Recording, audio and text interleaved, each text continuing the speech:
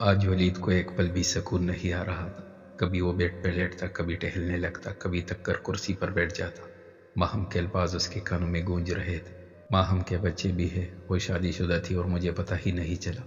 مجھے صبح سے پوچھنا چاہیے تھا، لیکن اس کا شوہر کہاں ہے؟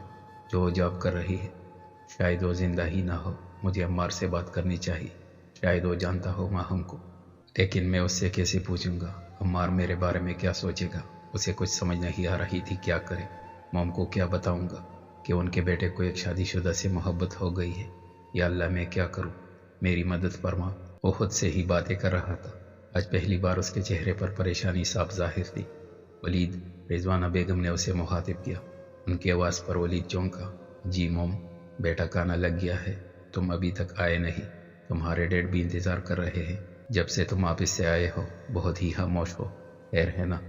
انہوں نے فکر مندی سے پوچھا۔ بس ایسے ہی تھوڑا تک گیا تھا، آپ چلے میں آ رہا ہوں۔ ولید ابھی انہیں سچ نہیں بتانا چاہتا تھا۔ چلو ٹھیک ہے میری جان، جلدی سے فریش ہو کر آ جاؤ، کھانا ٹھنڈا ہو رہا ہے۔ جی موم۔ امی، اب ابو کی طبیعت کیسی ہے؟ ماہم کپڑے سمیٹتے ہوئے بولی۔ ٹھیک نہیں ہے، کل سے تو کوئی بات ہی نہیں کر رہے۔ اچھا چلے میں دیکھتی ہوں۔ ماہم عابد کے کمرے میں گئی تو وہ چھت کو گور رہا تھا۔ ابو کیسی طبیعت ہے آپ کی؟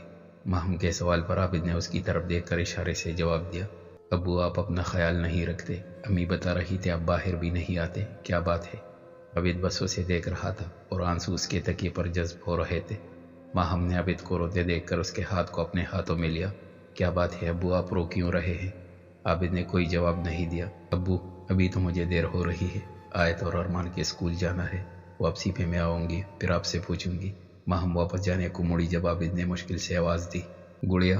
عابد کی آواز پر وہ فوراً پلٹی، عابد کو دیکھ کر اس کی طرف لپکی جو اپنے ہاتھوں کو جوڑنے کی کوشش کر رہے تھے۔ ابو یہ آپ کیا کر رہے ہیں؟ مجھے معاف کر دو گڑیا، میں نے تمہارے اور اسما کے ساتھ بہت برا کیا ہے۔ کالج کے باعث ہال پاس ٹوٹ ٹوٹ کر ادا کر رہا تھا۔ ماہم کو حیرانگی ہوئی تھی۔ آج انہیں احساس ہوا ہے کہ انہوں نے اپنے بیٹیوں کے ساتھ برا کیا، جب کوئی فائدہ ہی نہیں ہے۔ ابو میرا دل آپ کے لیے صاف ہے، بیٹی اپنے دل میں باپ کے لیے نفرت نہیں رکھ سکتی، اور میں بھی بیٹی ہوں۔ آپ اس بات کا خیال دل سے نکال دیں کہ میں نے آپ کو معاف نہیں کیا۔ میں تو کب سے آپ کو معاف کر چکی ہوں، اور جو میری بہن کے ساتھ ہوا میں اسے قسمت کا لکھا مان چکی ہوں۔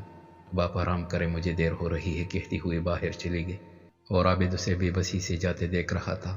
امی آج میں گھر تھوڑا لیٹ آؤں گا، میرا انتظار مت کیجیے گا، عمار مصروف انداز میں بولا۔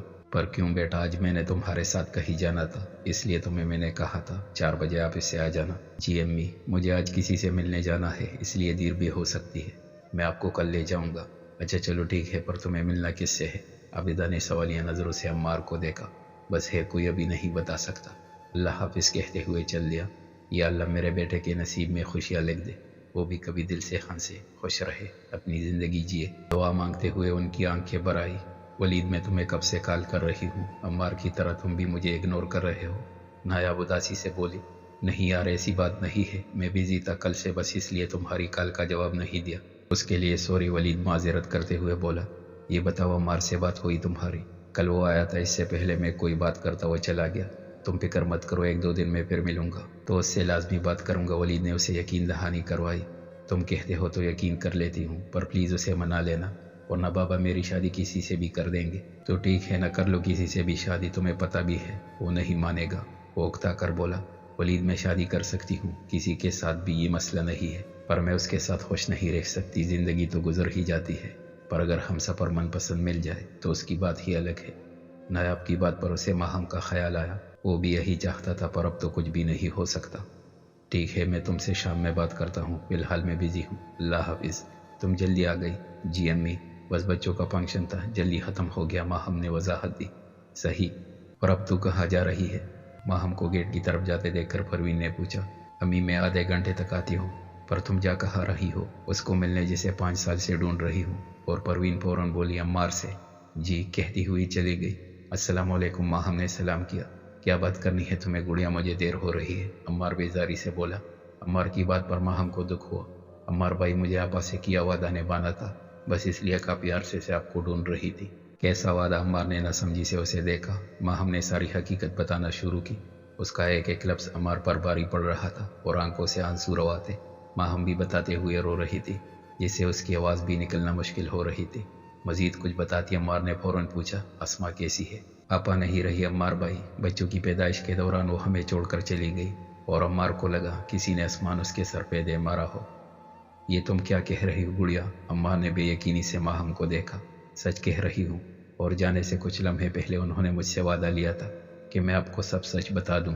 वो नहीं चाहती थी कि मरने के बाद भी आप उनसे नफरत करें, और अम्मार को लगा उसकी दी हुई सारी बददुआएं अस्मा को लग गई है। और अम्मार हिचकियों से रो रहा था, ये जानते हुए भी कि सब उसे देख रहे थे, पर मोहब्बत के मारों को किसकी परवाह होती है। गुड़िया मुझे अस्मा की कब्र पर ले चलोगी? बोलते हुए उसके अल्फाज अटक रहे थे। जी भाई चले। कुछ देर बाद दोनों कब्रिस्तान पहुंच गए। अम्मार की आंखों के सामने ही अस्मा मनो मट्टी तले दफन थी। अम्मार भागता हुआ उसकी कब्र से लिपट गया और ज़ारों कतार रोने लगा। अस्मा प्लीज़ मुझे माफ़ कर दो। देखो कौन आया है, जिसे देखकर तुम्हारे चेहरे पर मुस्कुराहट फैल जाती थी। तुम्हारा अम्मार आया है। उठो अस्मा, मुझे तुमसे बात करनी है। तुम्हारे पाँव पकड़कर तुमसे माफ़ी मांगनी है। तुम्हें बताना है कि बेवफा तुम नहीं, मैं था। मेरी मोहब्बत झूठी थी, तुम्हारी मोहब्बत सच्ची थी। मैं तो तुम्हारी आंखें ही नहीं पढ़ पाया। देखो अस्मा प्लीज़ उठो, मुझसे लड़ो, मुझे मारो, पर ऐसे चुप मत रहो। मैं पिछले 5 साल से यही समझता रहा कि तुमने मुझे धोखा दिया है, पर नहीं, धोखा तो मैंने तुम्हें दिया है। बिना सोचे समझे तुम्हें छोड़ गया, तुम पर यकीन नहीं किया। मुझे गुड़िया ने सब सच बता दिया है। अब देखो गुस्सा ख़त्म कर दो और मुझसे बात करो। गुड़िया का होना अपनी बहन से मुझसे बात करे। मैं माफ़ी मांग तो रहा हूँ। अम्मार चीख रहा था, उसके लरस से आंसू अस्मा की कब्र पर गिर रहे थे। अम्मार भाई बस कर दे, वो नहीं उठेगी, वो हम सबसे नाराज़ है और अब वो कभी नहीं मानेगी। माहम का भी रो रो कर बुरा हाल था। मुझे बेजान सा कर गया सदमा तेरे बिछड़ने का।